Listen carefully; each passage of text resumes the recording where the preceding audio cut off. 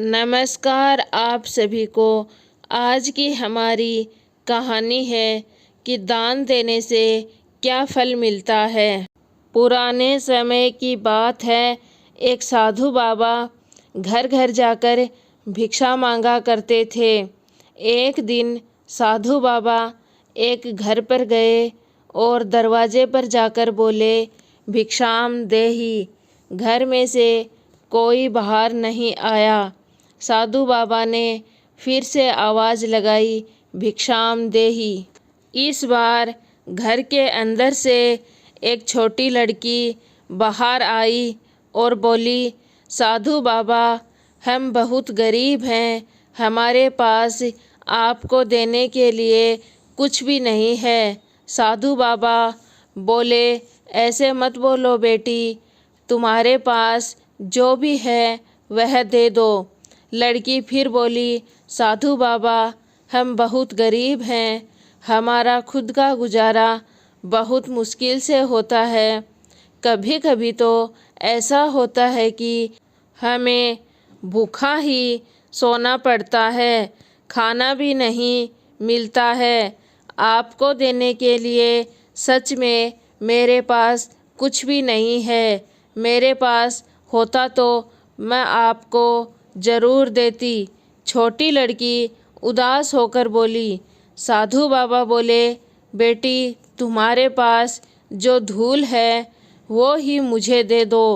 लड़की अपने घर के अंदर गई और थोड़ी सी धूल उठाकर लाई और साधु बाबा को दे दी।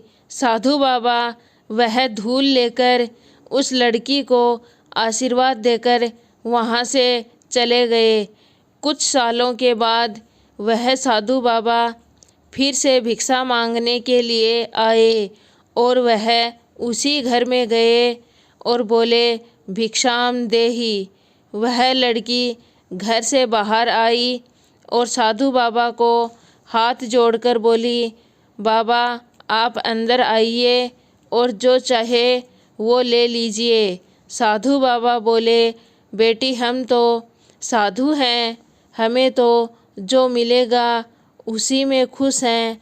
लड़की मन ही मन कुछ सोच रही थी और साधु बाबा को बहुत ध्यान से देख रही थी और फिर बोली, बाबा जी, आप वही हैं ना जो कुछ साल पहले हमारे घर आए थे और आपने कहा था कि आपके पास कुछ भी देने को नहीं है तो आपके घर की धूल ही दे दो। साधु बाबा ने हाँ में उत्तर दिया।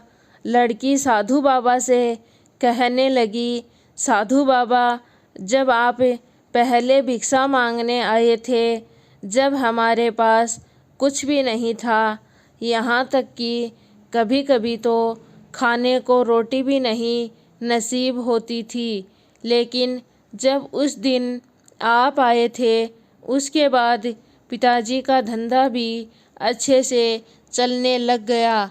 उस दिन आप क्या चमत्कार करके गए थे, बताइए।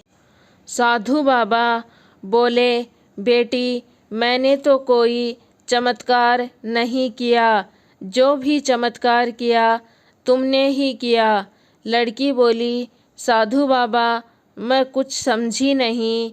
साधु बाबा बोले, जब मैं आया था तब तुम बहुत उदास होकर बोली कि मेरे पास तुमको देने के लिए कुछ भी नहीं है, पर तुम्हारा मन बहुत था भिक्षा देने का, और तब मैंने कहा था कि आपके घर की धूल ही मुझे दे दो।